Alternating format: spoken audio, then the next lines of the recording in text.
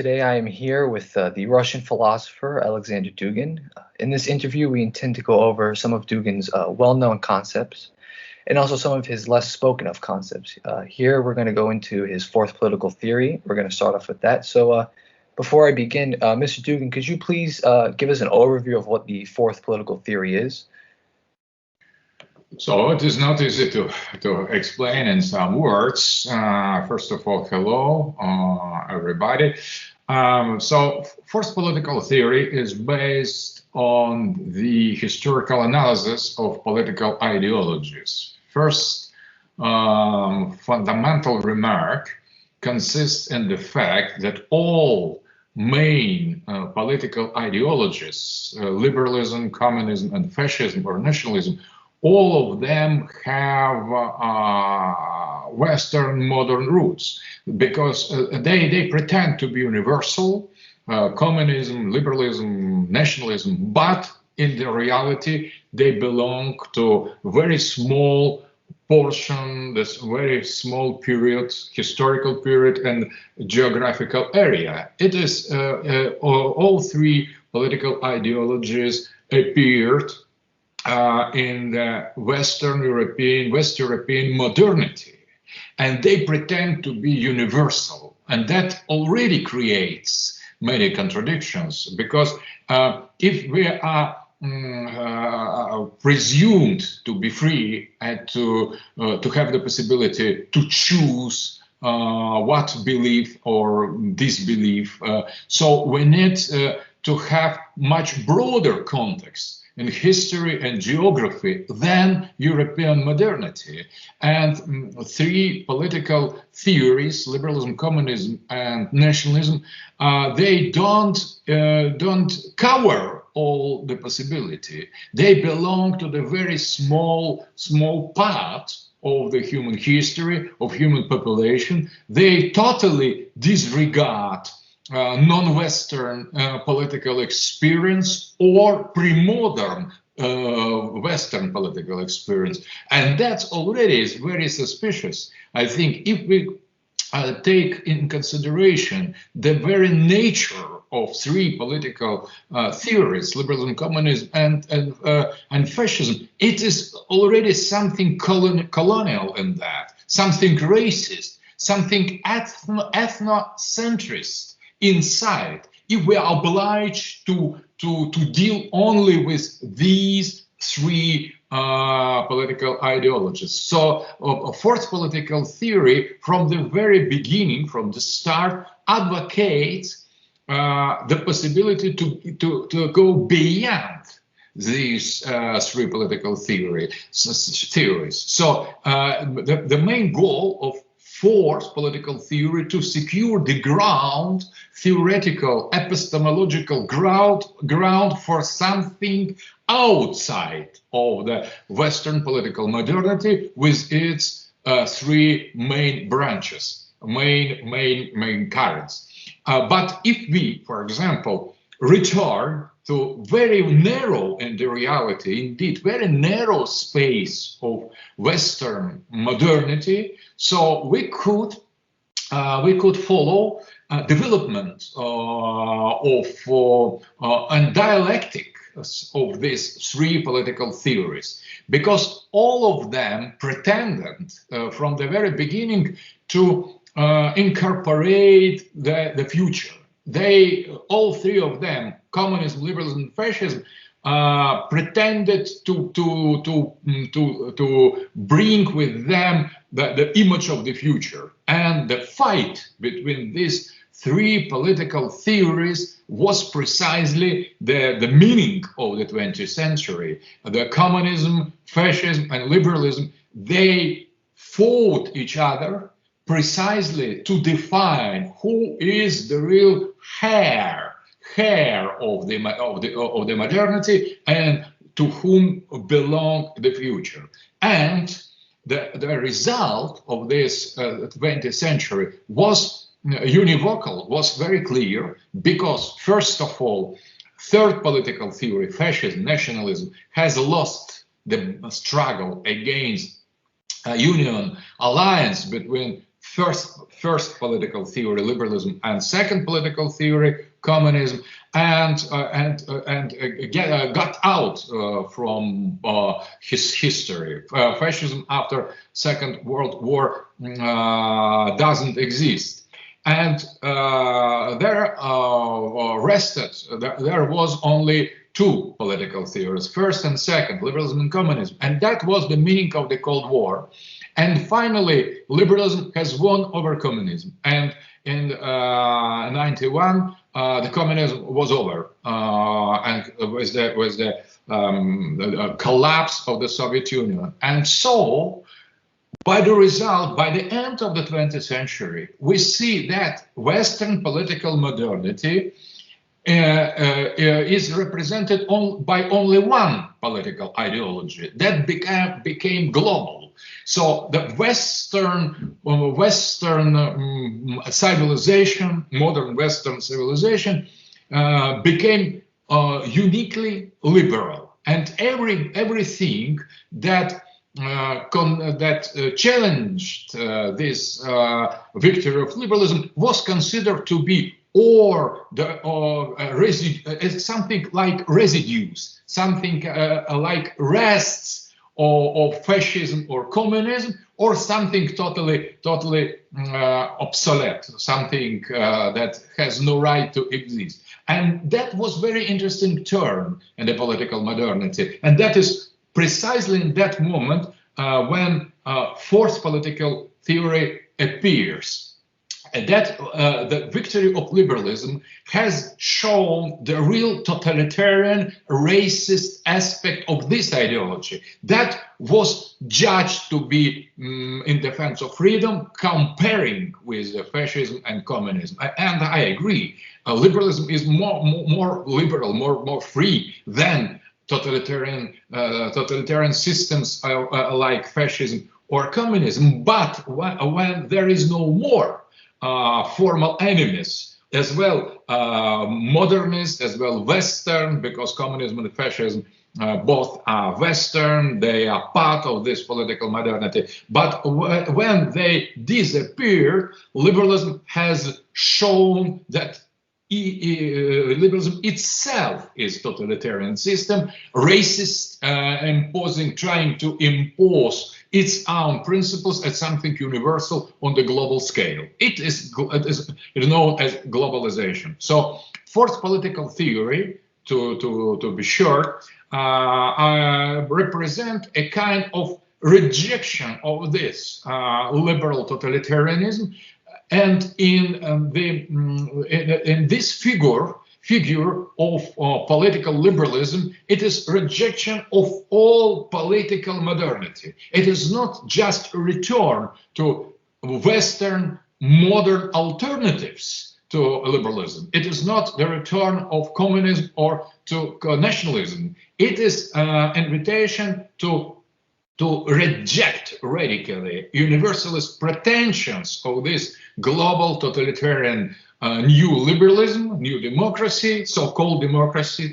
That is, in the reality, totalitarian dictatorship of the minorities, and not just a real democracy when everybody hears the position and take into consideration position of other. There is no other. For modern liberals, there are liberals and enemies of open society. So it is Popperian formula, Popperian slogan. So everybody who is not with a liberal is fascist or communist or something to destroy, enemy of open society. That is purely totalitarian Manichaean vision of modern days totalitarian liberalism.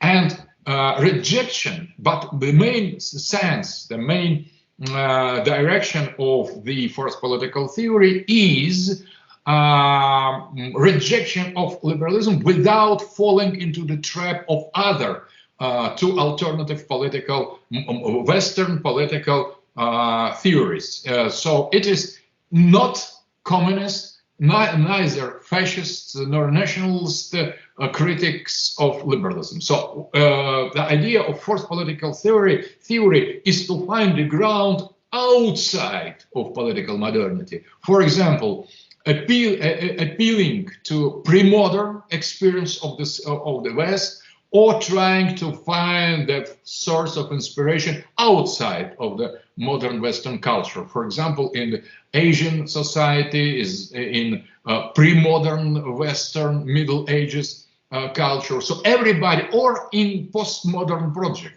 So that is a kind of junction. That is a kind of unification of two perspectives of critics of modernity.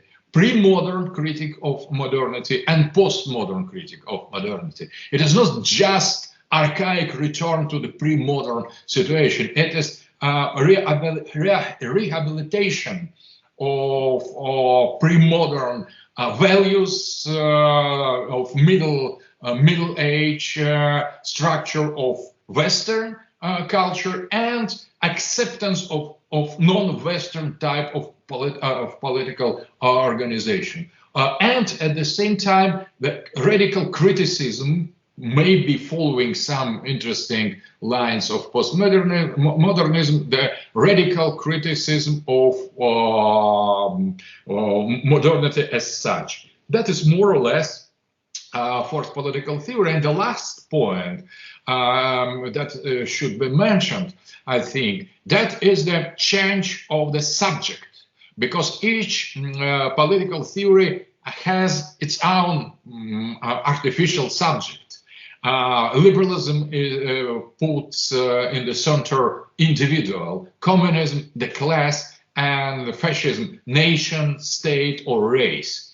All these concepts are totally artificial. In the reality, there is no pure individual. It is abstraction. There is no class. It is other abstraction. There is no, and nation is artificial creation as modern state, and race is artificial creation. So all these artificial abstractions are modern and Western.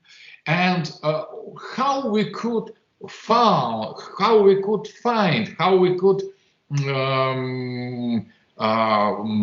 gain the terrain, the space for forced political theory, when all the classical subjects of other political theories of Western modernity should be rejected. And the response that I have given to this challenge, and my friend Alain de Benoit, French philosopher of New Right, shares this attitude and finds it very, very inspiring, to replace classical subject of individuals, class, or nation by the concept of Heidegger, by the concept of Dasein, and Dasein as people, Dasein als Volk. That could be the key to deconstruct, following Heideggerian epistemology and existential analytics, to deconstruct the modernity and to reinstall in the center of interest this thinking human presence in its relation to the world around us. That is more or less main features of forced political theory, but Heideggerian philosophy is a bit complicated, and to explain to the larger audience, we use existential category of the people, not a nation, that is political concept, neither sum of individuals, nor class, but people as organic, historical, holistic concept of the people, that is the bearer of identity, of ontology, of the values, and multiplicity of the peoples is as well very important feature of forced political theory that is based on multipolarity. There are so many truths as there are many peoples, and each people has its own universe. It is the very particular relation to being. So because the soul of the people, the identity of the people is defined by its very special relation to time, to space, to nature, to God, or to gods, and to other human or not human entities. And there is no universal pattern than that. Everybody follows, every people follows its own logos, its own destiny, and that creates the basis and the lay principles of the real pluralistic understanding of human nature and the history, really open and not put in this concentrational camp as liberalism wants to do. So you would say that one aspect that distinguishes the fourth political theory from the other three theories would be its rejection of universalism, correct? Absolutely. And following on from that, I just heard you mention that time plays an important role in the differing societies. So in order to, do you think there's a way to change the experience of time within a society? But when I have dedicated to the problem philosophical interpretation of time 40 lectures in Russian. So I'm studying. I'm still studying. I'm still going deeper and deeper to an understanding of what is time. For example, what we pretend to be time, it is modern concept of something totally independent from us. So we are living with a totally erroneous, totally false understanding of the nature of time. It is absolute time of Newton, of modern physics. It is mechanical time that is totally independent from inner life of the people. But this time, it's once more modern Western totalitarian abstraction, because the real structure of time is different in different societies. And we, and the West, in colonial way, has replaced any kind of temporality, any kind of time, very different, very, very special to each kind of culture and civilization, by their Western reduced and totally false understanding of time as something external, something that is totally outside of us, and something universal. Once more, I am against universalism in all aspects. So each people, each culture, each religion have their own times, their own temporalities, because temporality depends on the culture, and the culture depends on the configuration and imagination of time. And different kind of society have cyclical time, have fragmented time. The other have, as for example, Aborigines in Australia, they have dream time concept. So time is the part of the dream world where some divinities are sleeping or awaking. So, and for example, these Australian tribes, they don't follow external time, neither solar nor lunar. So they are living in a totally different kind of temporality. In many African societies, the time is different. Christian time is eschatological, is oriented to the end of the world. For example, Muslim time is different. Cyclical Hindu time is another aspect. Greek time of Plato or Aristotle was something inside of us. That was the time was the measure of the reality, and that was more or less the same thing as the human soul in Plato and in Aristotle. So time as the expression of the soul coming from inside outside. So that was the real meaning of why Aristotle has called the time the measure of the movement. The movement is something exterior, and time, measuring it, is measuring from inside, from the logos, from the global world soul, and our souls are the part or component of this world soul. So with this understanding of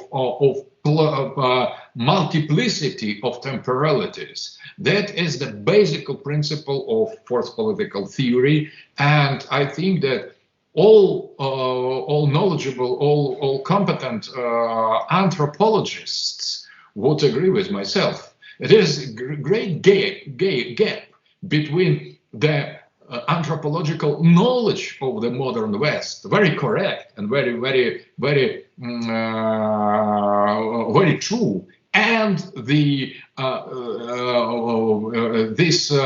perverted prejudices of ruling elite. So the Western anthropologists, starting from Boas, from Levi-Strauss, teach us and teach you Westerners or what is plurality of the human being, and you transform this pluralistic knowledge in totalitarian imposition of new kind of liberal totalitarianism. It is paradoxal. It is the kind of real ignorance of ruling political elites. So the political elites contradict to modern liberal globalist political elite, contradict to scientific basis of their own culture. Right. I've heard you mention previously that with liberalism comes an inherently expansionary nature, where liberalism seeks to negate the presence of multipolarity, especially ethnos. What is ironic, and I'm curious here if you would agree with me, is that liberalism affirms that it values diversity of cultures and all this, but at the same time, all it's done is negated the existence of multipolarity and replaced it with unipolarity. Would you agree with that assessment? So, but liberalism from very beginning was based on very particular exception of the diversity.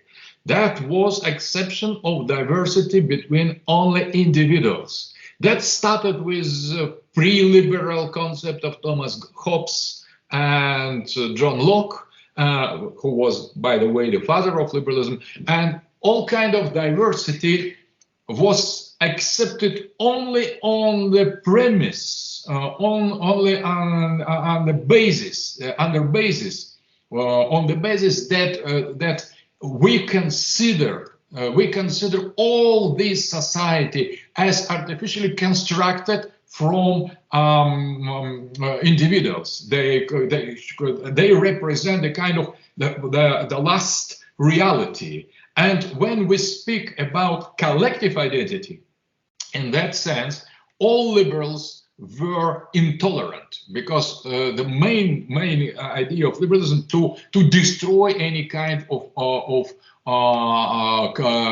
collective identity, and that is the meaning of liberalism, to liberate the individual from any kind of collective identity. So, if a liberal is tolerant and could accept all kind of individualities, when a liberal approaches or confronts something that is collective, that is what is collective becomes its enemy. This logic is very clearly exposed in Karl Popper's book on Open Society and Its Enemy. So tolerance and acceptance of diversity in the case of liberal concern only other liberals. So you could be liberal, and if you could be liberal, and you could not be liberal, and if you are liberal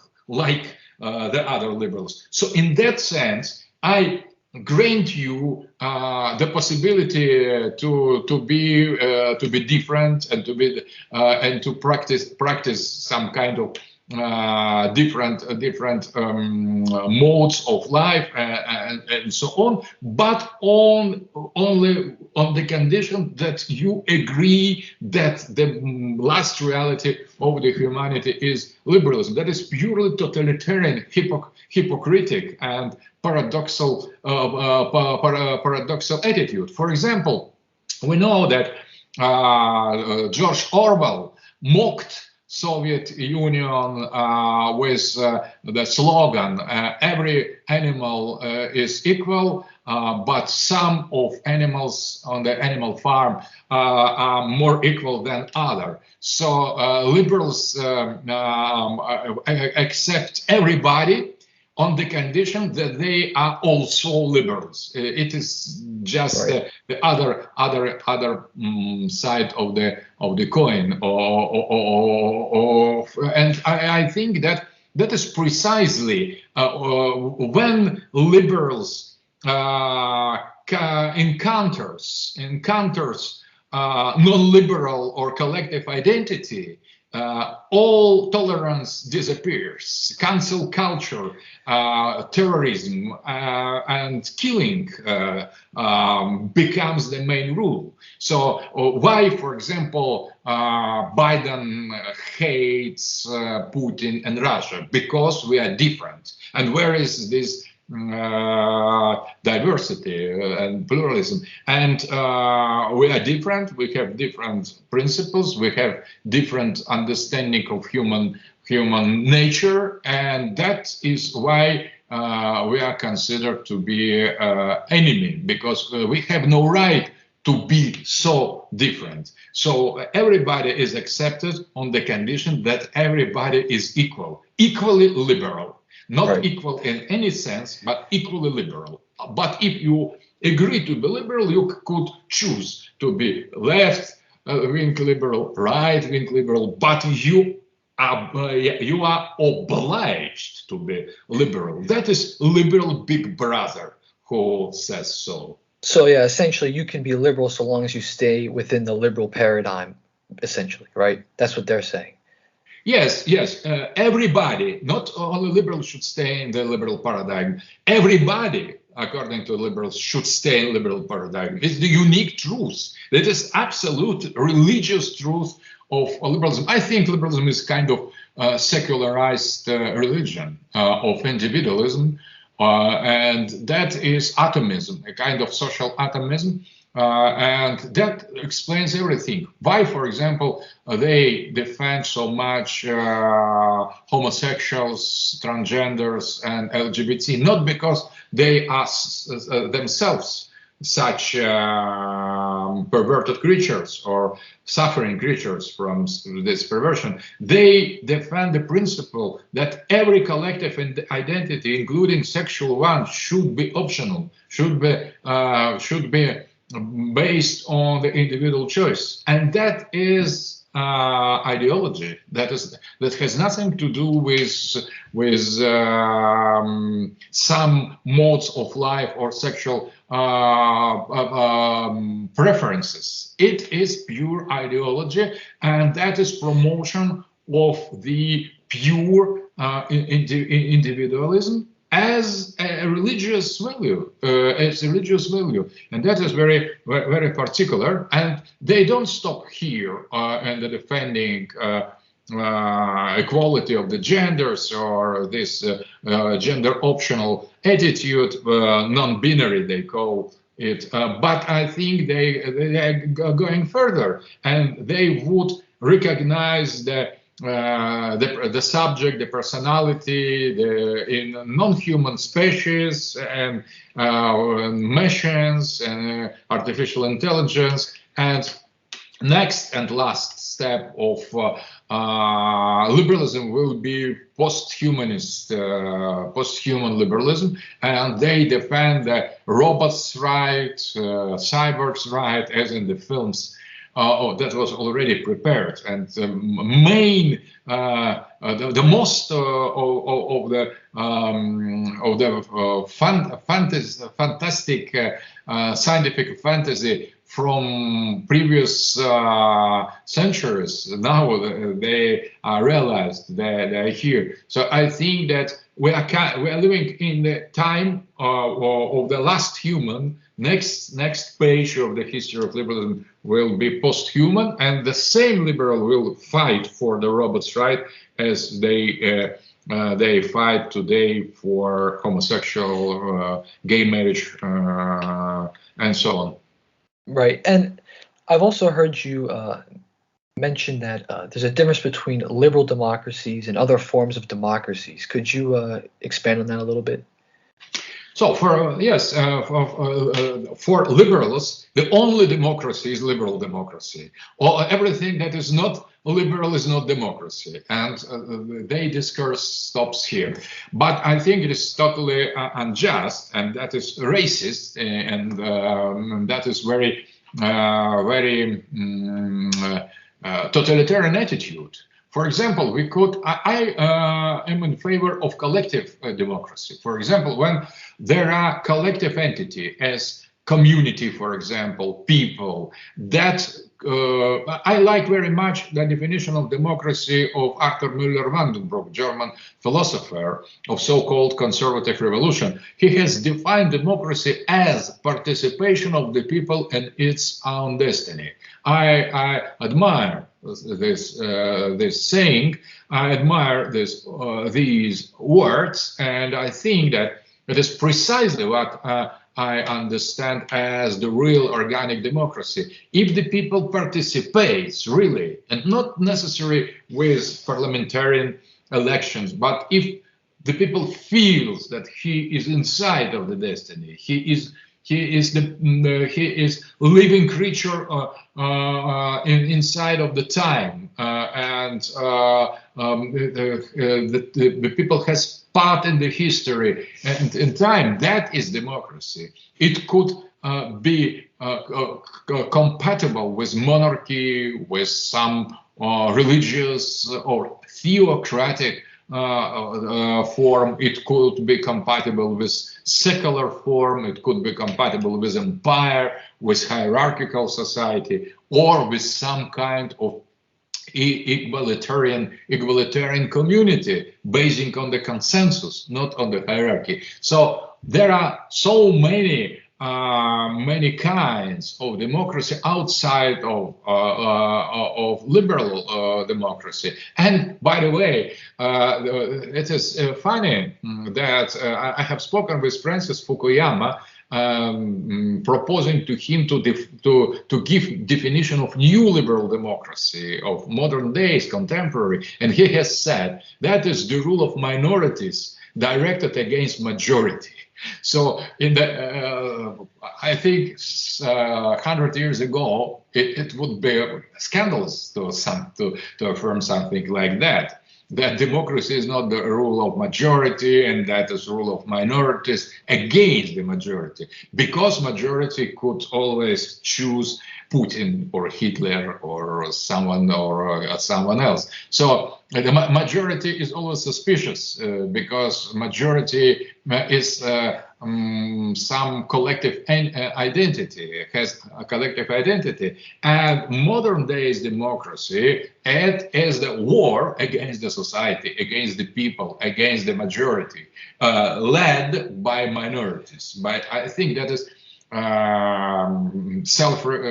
very revealing. It is a kind of revelation for many people that still believes in this big lie of modern democracy. I think the real democracy is incompatible with individualism, liberalism. So liberal democracy is not democracy at all, because only minorities, only fragmented part without the whole could decide, and that is catastrophic, and that could lead only to the collapse, the final collapse. So I think the real democracy should be based on the recognition of collective identity as the main instance of decision. Right. So it's collective identity, the people being revealed and manifested in the society, in the state. Yes, and I would like to say that collective identity I don't interpret in the mechanical way. It is not just to collect. Collective identity is common identity, or better to say, existential unity of the community, the kind of spirit of community, the spirit of society, the spirit of people. It's much more important that all the units put together, they could not create the people. People creates itself and expand as the flower. It flourishes people. Right. And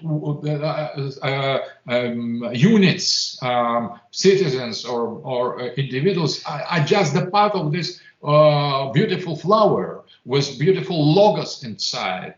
And it is not so much collective. I'm using the words for and the purpose to be understood better. But strictly speaking, we should find other words, not collective, holistic identity, but will be too philosophical. So yeah, it's almost like how René Guénon has that idea of qualitative versus quantitative. So what you're talking about is exactly. Qualitative, yeah. Qualitative unity. Going on here, would you say that the liberal notion of equality, which assumes everyone is fundamentally the same nature and the same, leads to neglect? It doesn't account for the different needs amongst humanity. So if you have all these different people in society and they assume they're the same, would you say that could also lead to a neglect and atomism of different types of humanities? Yes, and this egalitarian concept is not only in communism, it is modernity. So the modernity started with the destruction of hierarchy, because hierarchy is not just about inherited possibility of one group of population to rule the other groups of population. That is already egalitarian understanding of hierarchy. Hierarchy is based on the natural differences of the quality of the inner being. And I think that in Indian tradition, in Hindu tradition, it is clearly seen that, for example, the highest levels of hierarchy, Brahmans, they don't rule. They have no administrative power. So they have spiritual authority, not because they have reached this level, but because their soul is pure and their mind is orientated to the heaven, to the eternity. And they are considered highest, not because they have more power. They have not the real political power. That is in the hands of other other kind of human being in Kshatriya. So hierarchy is something sacred, something that depends on the inner quality of the soul, inner nature.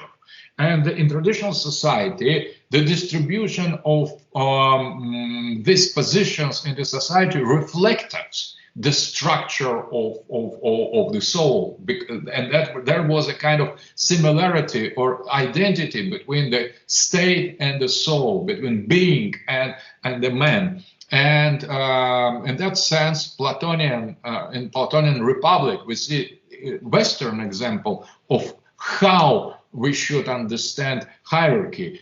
On the top of hierarchy, there are guardians, and they are not equal to the helpers of auxiliaries of guardians, and not equal to the workers. And the difference consists in relation to being, to logos, to being, because philosophers are closer to being, and they should not rule but define the main line of human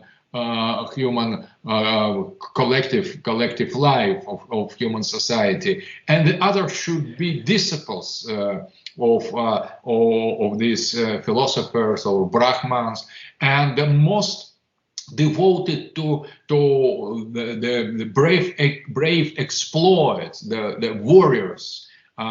They should have an intermediate position between peaceful workers and transcendental orientated philosophers or Brahmins. So that is hierarchy, as for example, the head is on the top, the heart is in the center, and other organs are on the lowest part of the body. So so the society is the human being, is a kind of body and kind of soul, and the relational being defines our position in society. That has nothing to do with equality, but this is not inequality neither, because it is neither equality nor inequality. It is organic hierarchy that is based in the laws of the being, and the knowledge of this sacred hierarchy was in the West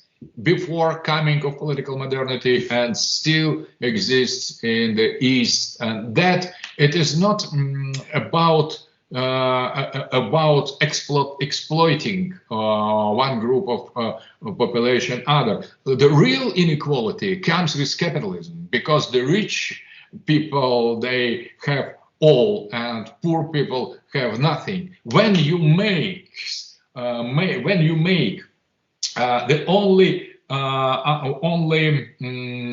measure of the thing money, so you bring the real inequality. So and you bring this inequality on the pretension that you are destroying the hierarchy, this obsolete and unjust form of social construction. I am in favor of hierarchy, in favor not of casual or material or financial capitalist hierarchy. I think that the money should play almost no role in the definition of the status of the man. The thought, the braveness, the clear mind, and other quality, the honesty, and devotion, passion, capacity to create a beautiful thing, to sacrifice the life for the higher ideals, that defines the higher kind of people. And opposite qualities disqualify the people. But I think that that is why liberal egalitarianism, equality is not equality at all. On the pretension to make everybody equal, they create the huge distance between rich and elite, modern elite, and the poor and the masses. So the real vertical organization and real master-slave relation came with capitalism, and not with Middle Age or pre-modern kinds of society. So this brings me right into my next question here. What influence have thinkers such as René Guénon and Julius Evola had on your thoughts? I recognize that that was the main influence, and I consider myself to be maybe atypical comparing with other traditionalists, but traditionalist. I am follower of René Guénon and Julius Evola. I share with them attitude to the tradition and rejection of the modernity. So I am follower of them. But the main difference with other traditionalists that I'm trying to apply the traditionalist principles to the domains that most of traditionalists never dare to apply. So I'm trying to study geopolitics, political ideology, modern or traditional philosophy, science, not only to criticize, but to understand. And I don't think that only the fact to repeat what have Guénon and Deborah said makes us traditionalists. We need to. I am in favor of existential traditionalism. We should live as traditionalists. We should fight as traditionalists because we, as traditionalists, we are put in the poisonous, anti-traditional society. How we could tolerate that?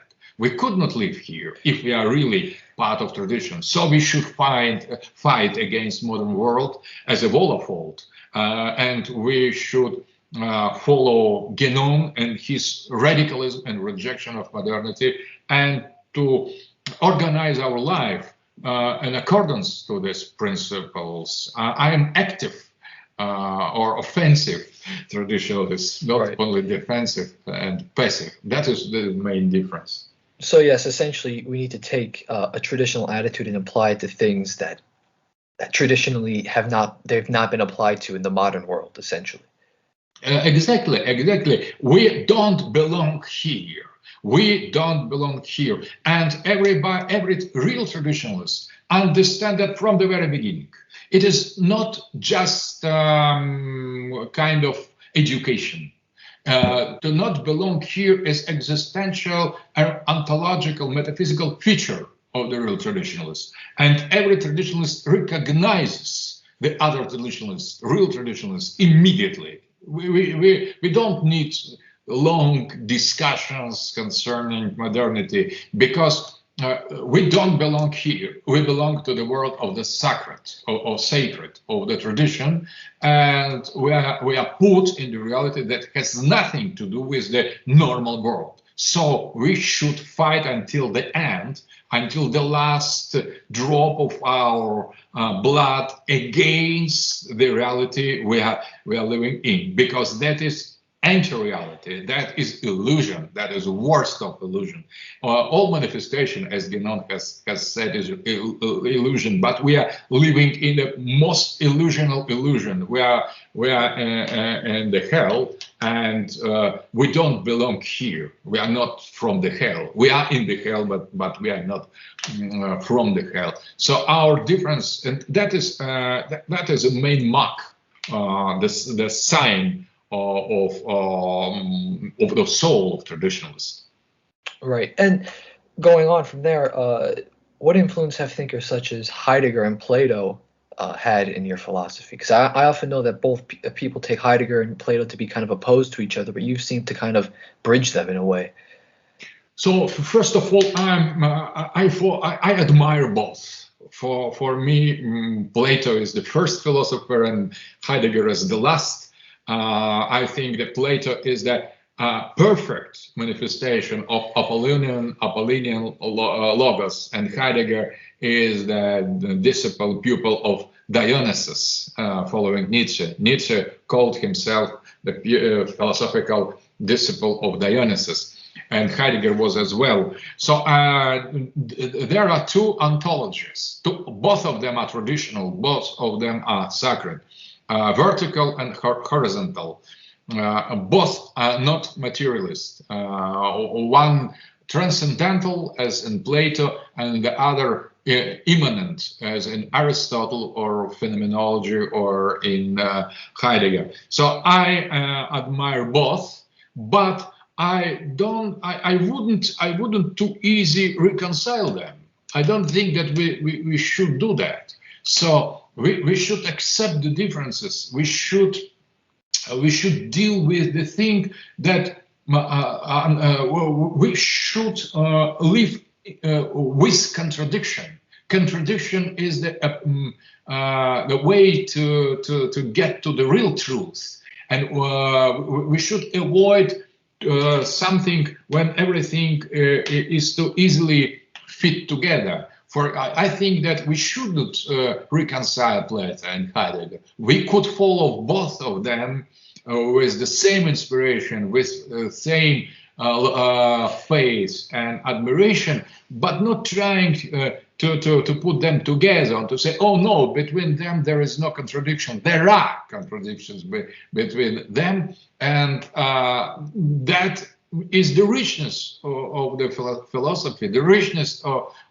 the philosophical tradition, that we could have both versions of the great logos, immanent and transcendental, and both logos have nothing to do with this perverted anti-logos of modern atomism, materialism, and infamous tradition of Democritus. For example, I accept Plato, I accept Aristotle, and I reject Democritus.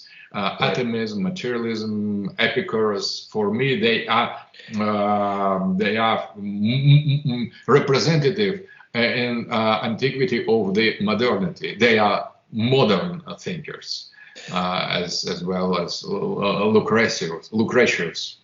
So yeah, the contradictions between Heidegger and Plato can kind of help us see to a higher truth, essentially, because exactly. They precisely, their contradiction is very fruitful. So we shouldn't to appease them. We shouldn't to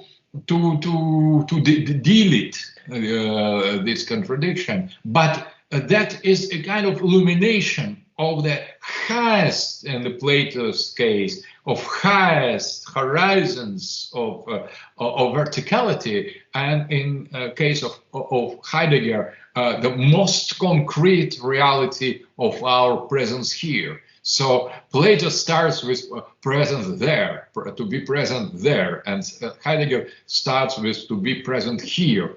And here and there are both absolutely necessary to our orientation in the being. There and here, people and God, eternity and time, time and being and existence. All this poles of the reality, metaphysical poles of the reality, are extremely important, and it is not about choice, it is about understanding. Right, and so you have a book on Plato, Political Platonism, and I wanted to ask you in what way, if any, do you think Plato has influenced your view of the ideal state? So I think that I have started with Genona, with Avola, and for a certain time I considered the ideal or perfect organization, for example, basing on Hindu society of the Varnas or the castes, as Genon and Evola suggested. But in Plato, we have exactly the same understanding of the nature of the sacred politics. Exactly. And that is Western, it is closer to us, because we are heirs as well as Western European of the Greek culture. We Russian, we were educated by Greeks and converted into Christianity by Greeks, and we have inherited, we have received from Greeks the knowledge, the philosophy, and I think that is why Plato is so important. His Republic is the Hinduism for the Westerners. It is the castes idea for the Westerners, and I appreciate that. And more I read Plato, more I admire him. So that is really treasure of great sacred wisdom. It's more than human, I think, much more than human. Plato, there are not people like that. That's something more than human being, Plato. And when they called him in the Platonist tradition divine Plato, I think it is quite close to the truth. He was something divine, because all, including his expressions, his humor, his rhetorics, his language, it is something that I admire. And more I study Plato, less limit I see. It is something absolute, I would say, and absolutely open. Platonism is open system. It is not imposition of limits we put ourselves, but it is a kind of clear illumination of the being and the relation between human and being, and in politics, but not necessarily on not only politics, but political dimension is present everywhere, including in philosophy, in art, in the culture. And that is not the chance, not casually, that Plato has expressed his most important philosophical idea in the work called Republic, State, Politeia. And that is not coincidence, because when we start seriously think, we already are involved in the politics. When we come to the politics, we are approaching the thought. So the politics and the thought is almost the same. Right. And so what do you think the ideal state or civilization for the Russian people would be? I think that for us, the kind that empire is the most organic form of political being, and that is not just artificial creation. We consider ourselves as third Rome, as heirs of the Byzantine Empire, because after the end of Byzantine Empire, this Rome has migrated to Russia. We strongly believed during many centuries in that, and we still believe that. That is our identity. So we are followers of the Rome, and there was translatio imperii, translation of empire from first Rome to the second, to the Constantinople, and after the fall of the Constantinople to the Moscow. So we consider to be kind of Slavic Russian Romans, and heirs of Mediterranean Greek-Roman culture. And I think that in the future, the most normal kind of political organization would be monarchy and empire, with a very important role of church, and without any resemblance with modern political globalist liberal democracy. So we need to defend our own values and create and put these values in the practical life. That is our destiny. And notwithstanding that some youth and many other people of modern Russian society are seduced or perverted by the Western influence, by the modernity, nevertheless, the same core, the healthy core of our people still is here, is present, and if we awaken, wake it, so it could flourish.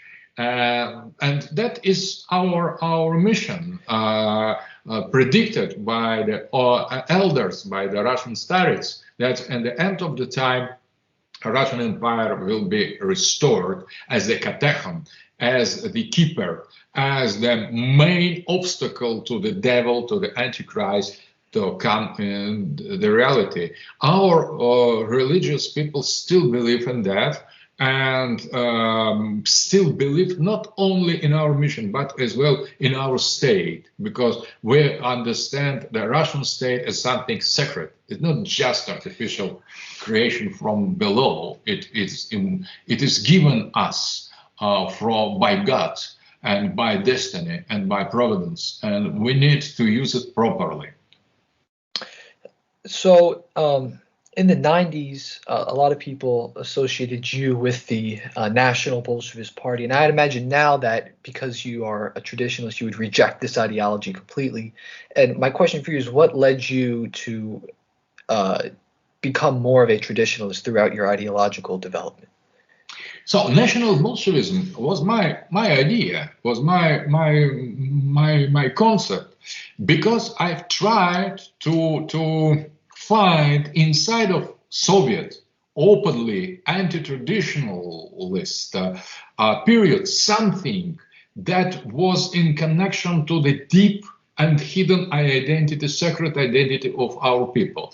National Bolshevism, in my opinion, is the kind of reading, a Russian reading of the Soviet period. Is not a rehabilitation of this materialistic, atheistic regime. Not at all. National Bolshevism, it is a very risky and dangerous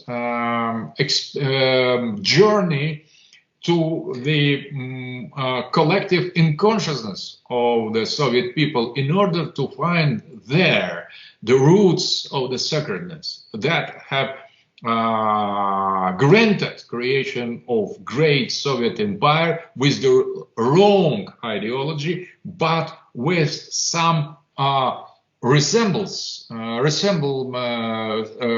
something, some similarity to the real empire. So that was a kind of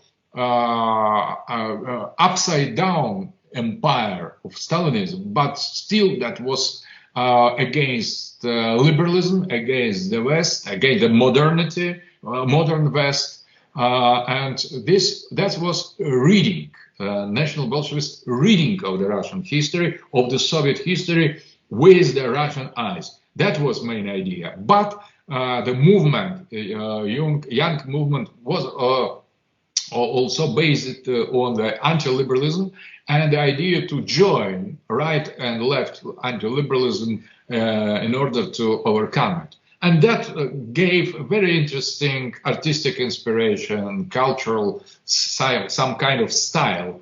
But Limonov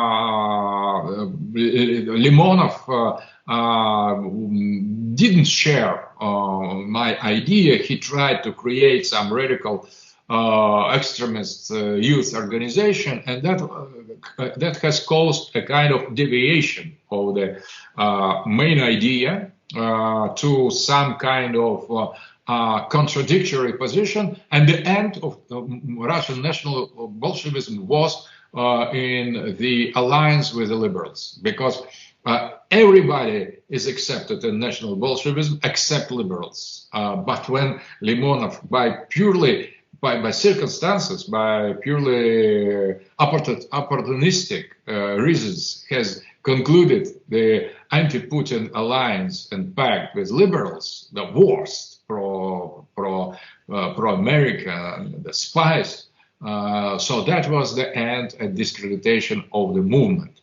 But I didn't become more traditionalist with age. I started with traditionalism, and as I have explained, I've tried to apply traditionalism to different realms where other traditionalists never dared.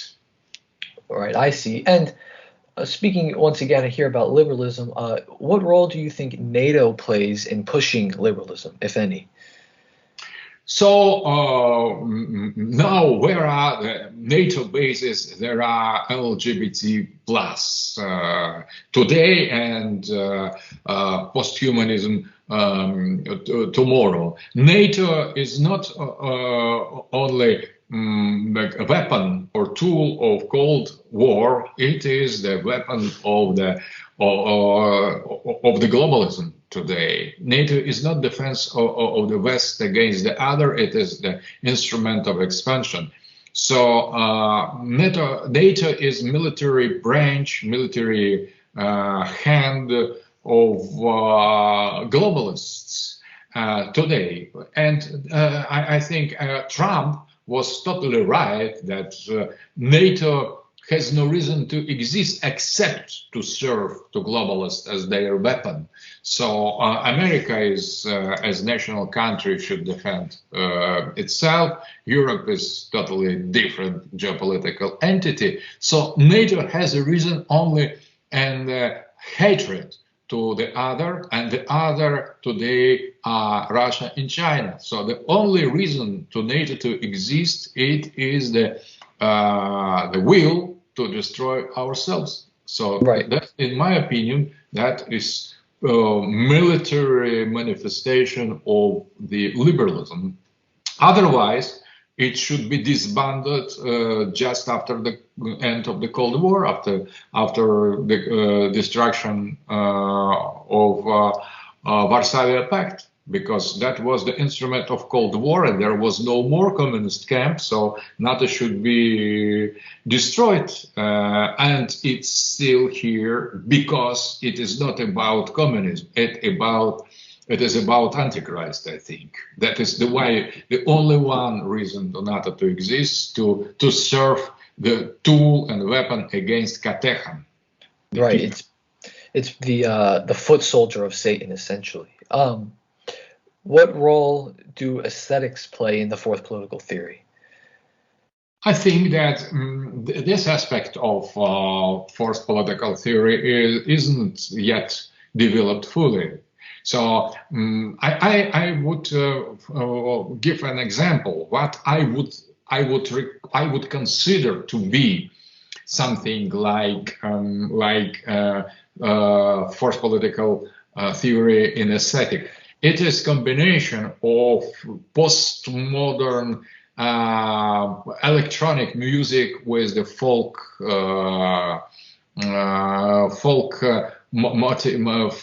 tradition. So electro folk, if you prefer, and there are that is combination of pre-modern and postmodern, something that is that should come tomorrow with something that was before, and that is oriented against today. So this alliance, aesthetics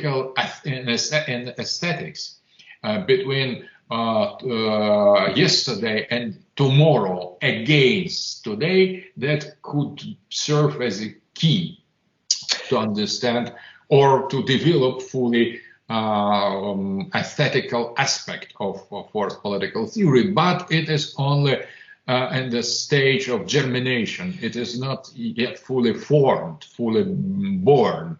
It is a kind of just first efforts to find the correct aesthetical manifestation of fourth political theory, and we are in the beginning of such process. So it would ideally be some sort of combination between traditional and postmodern elements? Yes, exactly. And I think electro folk music in Russia, there are some groups, musical groups, they are combining radically archaic tunes, music, words, very unusually sounding words of old Russian songs, almost unknown or forgotten. They carefully assemble them, they put together, gather, and with some very special psychedelic techno music, and the result is remarkable. There was the group called Volga, Taisia Krasnopevtseva, Grebstel, and the other artists, more or less known in Russia, who Inna Zhelanная as well, who are making some experiments in that sense, or Space Druids, the group of my friend Dmitry Skvortsov, and they combine this archaic tunes and words with new sound, and that gives totally new understanding of both, of tradition and of modernity. Yeah, so this reminds me, and some of the people in the audience listening to this might remember my last video I did on the Serbian painter Dragos Kalajic. I feel like he's an example. He was my friend. Yes, I was just going to ask you that. You knew him, right? Could you tell me? Yes. I was invited by him to Serbia. I have met him many times in Russia. We were friends and we shared many points in common. He was a very interesting painter, and he had almost the same views as myself. Yeah, and yeah, his painting, I feel like it really embodies primordial aspect with the kind of more postmodern aspect. Uh, Going on here, we spoke earlier about your thoughts on Heidegger, Guénon, and Evola, and now I'm curious on some of your thoughts on these more modern thinkers such as Hegel or Deleuze. I am inspired by Hegel. More I'm studying him, more I come to the conclusion that his mostly known interpretation is wrong and false. So Hegel, left reading of Hegel from the left, that is much more famous, is totally wrong. So he was a very conservative revolution thinker, and I am trying to interpret his philosophy not as idealist. I have found in Hegel many points, many places when he rejected idealism. He was not idealist, neither was Fichte nor Schelling. All three greatest figures of German idealism were not idealists. So that is very interesting because they are much more close to phenomenologists, and that is spiritual phenomenology that is in the center of Hegel. I think Schelling and Hegel were very, very influenced by Jacob Boehme, the great traditional metaphysical philosopher. And when we read Hegel with the eyes of Boehme, understanding, taking into consideration a very special dialectic of Boehme, we receive something totally different. Starting from the early Hegel, I have dedicated some time to study early versions of his encyclopedia of philosophical science, and first versions is very different. Is very hermetic. Is very sacred, and it's difficult to get through. But if you manage to overcome all these traps and labyrinths of Hegelian thought, you will be rewarded by great metaphysical landscape he has manifested in his work. So recently I have dedicated to Hegel some lectures, some courses, and some articles. And maybe if I put together all the text written on him, I could receive it. It could be the book, not the complete book. And I think that he is very actual. He and Schelling, both of them, they are very actual. So they are philosophers to rediscover. And traditional reading of Hegel and Schelling could enrich immensely, I presume, I hope, the traditionalist discourse, because he was conservative revolutionary thinker, Hegel and Schelling. Right. Yeah, and I think that a lot of liberals like to take Hegel and maybe misinterpret him to kind of justify their interpretation of time as this infinite progress. Would you agree with that? But how we could speak about infinite progress with the end of history concept advocated by Hegel, and Hegel saw the end of the history and the creation of German monarchy. So for him, the kind of the highest point of human history would be abandoning of the civil society in favor of the sacred monarchy of Prussia.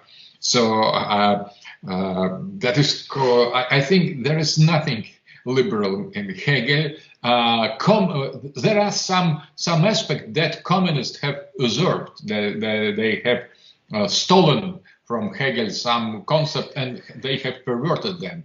But it was possible, and but liberals have nothing at all in common with Hegel. And Karl Popper, in that sense, is correct. He hated Hegel.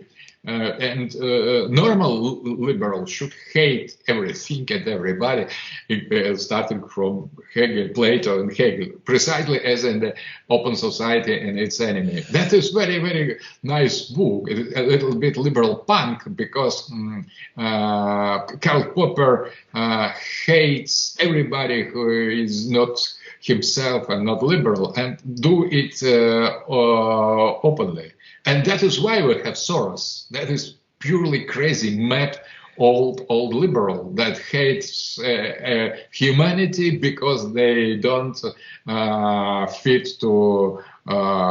It doesn't fit humanity. Doesn't fit to his liberal concept, and he's going to destroy everything in order to prove that open society could exist. But that is fanatical nihilism in liberalism, and I know that Aleksandr Kozev and other liberal thinker tried to give the liberal interpretation of Hegel, but it is ridiculous. It is based on total ignorance or the so artificial perversion of Hegelian thought that it is ridiculous. It is not serious. Yeah, they take what they want out of Hegel and ignore the rest is basically what I see. But it is insincere. We shouldn't accept such procedure.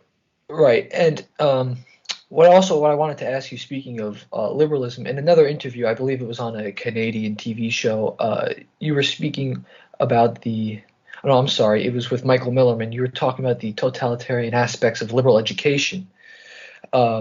Would you say that due to the fact that liberal education assumes all people are the same, that also leads to a neglect within the educational sphere? So education is main tool of creation of identity. So liberals understand very well the principle of Michel Foucault that the real power belongs to epistemology. So they try through education to control everybody because education is creation. And in the process of education, you create the human being. Finally, it is a kind of birth, but it is not birth of biological entity, but it is birth of social entity and social unit. You create through education. So liberal want to create liberals, and that education is a tool for that.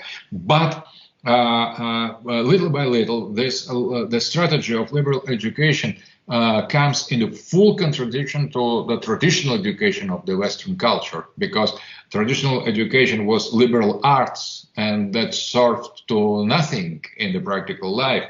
So the real education is totally useless. It is important. So that serves only to create a spiritual being. It is not pragmatic. It is not utilitarian. The real education was reserved for the people who wanted to get to the to overcome themselves, to be something more than human tools of social mission, and that was for free men and the form of liberation from utilitarian aspect of life. So there's not to gain something. The traditional people in the West or in the East were educated, but to come to the center of being, it was existential from the very beginning. That was the process of initiation, and that is why liberals try to destroy all kind of traditional education. They cancel Dante. They cancel everything that was the part of liberal arts, and they impose their own gender study and artificial, very stupid disciplines for monkeys. They try to make from the human being liberal monkeys, and that is a kind of they don't educate anymore. They destroy the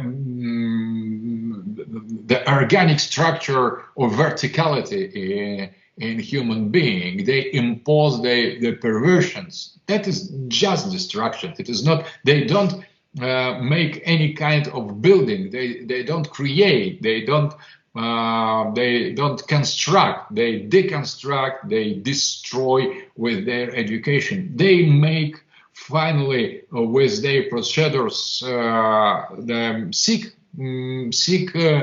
humanity, because they prohibit to read the classical works. They prohibit to study traditional subject, theology, philosophy. Everything is given in the LGBT reading. So modern liberal education is pure organized concentration camp, I would say. That is the destruction of the human dignity, and that serves as instrument. It is a kind of cultural genocide, liberal education. Yeah, so they impose a one way of thinking on everybody. There's no room for deviation, essentially turning everyone into basically, replaceable cogs in a machine. Exactly, but I think that we need to finish because I have the other appointments. Okay. Maybe you can ask one more question or some remark. Yes, I'll ask one more question, and then you can give your final thoughts, and then we'll close it up here. Is that okay? Okay.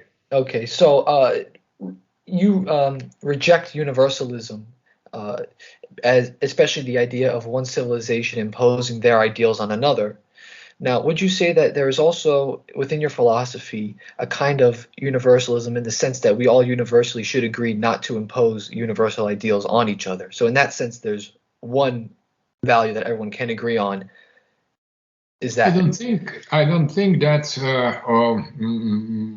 that is a real contradiction. For example, I don't invite everybody to accept fourth political theory. I just insist that fourth political theory is possible.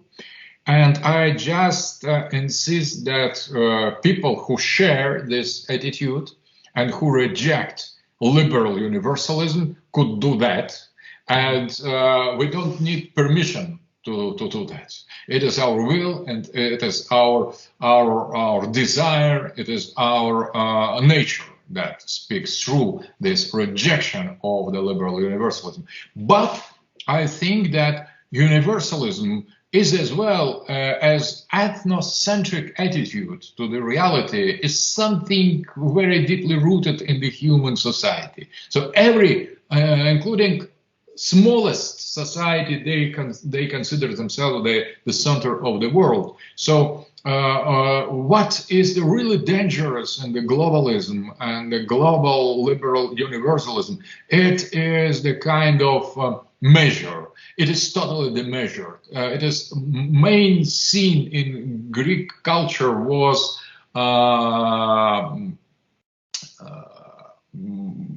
hubris. Hubris. The special Greek words that is absence of the limit. So I think that universalism up to some level is the natural feature of all human communities and society, big or small.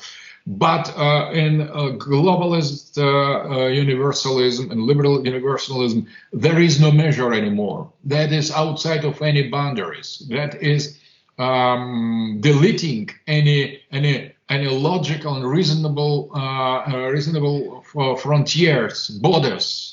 That is, and they impose they believe in universality of the LGBT with with some mental illness. It is just the madness. So that is hubris. That is violent, intolerant obsession by something. So, but some universalism I could accept. For example, I'm not on. I'm on the fence of relativism. Relativism. I am not because I believe in God, who is the only one and in true, and it is Christian God. But I understand the Muslims who believe in their God with the same passion, with the same sincerity, with the same resolution.